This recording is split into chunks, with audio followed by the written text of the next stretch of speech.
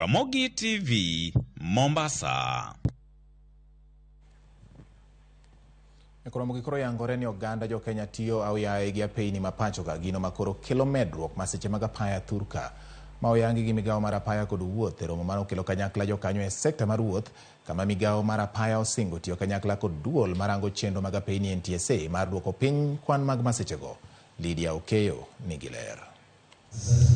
Eromo mano kelo kanyakla jokanye sekta mar wuoth. Migawo mar apaya kokalo kuom jagoro mongiore migawo no Mohamed Degar oyogo kwan malo mar masiche mag apaya pachoka ka gisingo timo duto maginyalo mar duoko piny kwan masichego mathoro kawo ngima jopiny ma ok tin 4,000 higa ka higa. We are having over 4,000 lives that are lost in our roads every year. But that is not only that, because we have a score of those who are injured. Some of them permanently, having permanent disabilities.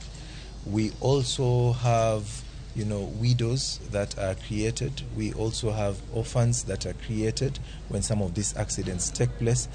People should not die in roads. And we all know somebody who we liked, we loved, who has died or been very badly injured in road accidents and is now disabled. And that should not happen. Bengi mar piny mangima the World Bank onyiso yie margi ni piny Kenya nitiere kod nyalo mar kedo gi masiche mag apaya ka gisingo medo chiwo sir mar omenda mabiro konyo bero sekta no. We've had 2 road projects ongoing. One is sort of in the South Sudan road, a project that has an incredibly long name that I will not pronounce. It's the road basically going to Turkana, and now we have also another project in the Horn of Africa Gateway Development Project. That is again building roads in the northeast.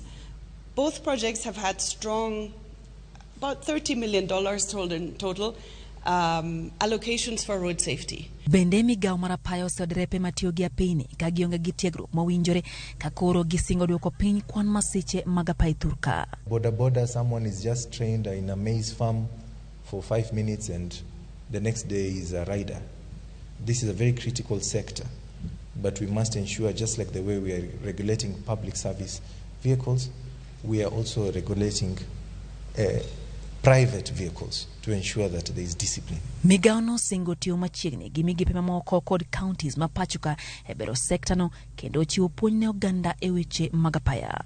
As government, we are going to work in a multi-agency approach together with the